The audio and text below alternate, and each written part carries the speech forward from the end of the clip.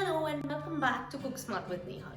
I'm going to begin the new year with one of my favorite recipes, and that's Pav Bhaji. So let's begin. Hi, we're going to make Pav Bhaji today. I'm going to start off with adding some butter and some oil so that the butter does not get burnt, and let it melt for like a minute. So now that the butter has melted, I'm going to add some cumin seeds and some hing.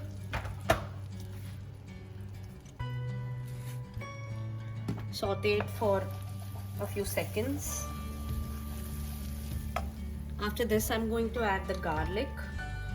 I'm using minced garlic, but you can use the normal garlic, crushed garlic that you have at home. Saute it for a few seconds. Once the garlic is sauteed, go ahead and add the onions, and we'll saute it for a minute. Once the onion starts to turn translucent, go ahead and add the capsicum and saute it for another minute. While this is getting sauteed, you can start adding the spices. So I'm going to go ahead and add haldi or turmeric powder. Going to add some coriander powder or dhania, some red chilli powder, and some garam masala. Salt as per taste, and mix all the spices well.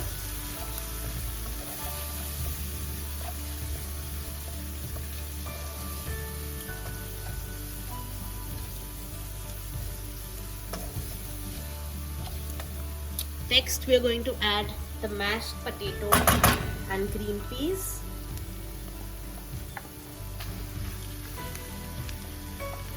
This depends on how much potato you prefer. I like the bhaji with a lot of potato and mashed peas in it. So that's how I like to add it. But this is completely your choice. You can also add some mashed cauliflower or any other vegetables that you prefer, boiled carrots. So this is a good way to have your kids eat a lot of vegetables. Okay, once we've added all of this, let's go ahead and add the Pav Bhaji masala. So I'm going to add around 2 tablespoons of Pav Bhaji masala and mix it well.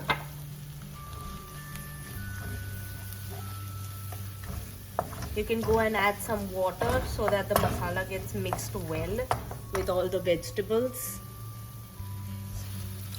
Add some water and let it simmer for around 2 minutes. You can put on a lid and let it simmer.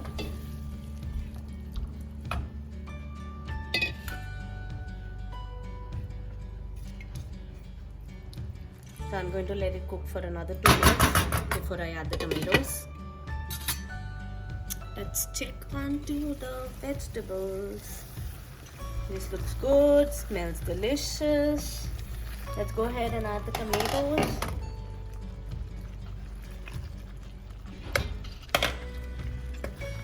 Now once you've added the tomatoes, you need to mix it well and then let it cook for a good 10 minutes so that all the tomatoes go soggy before we finally mash it and garnish it.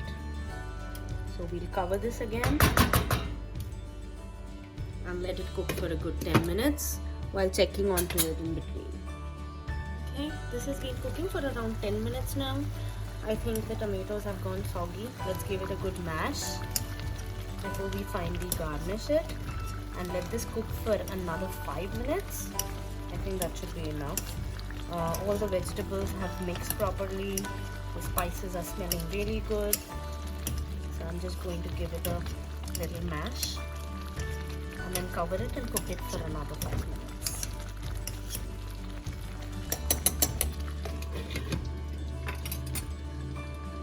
Okay, I'm going to check onto it.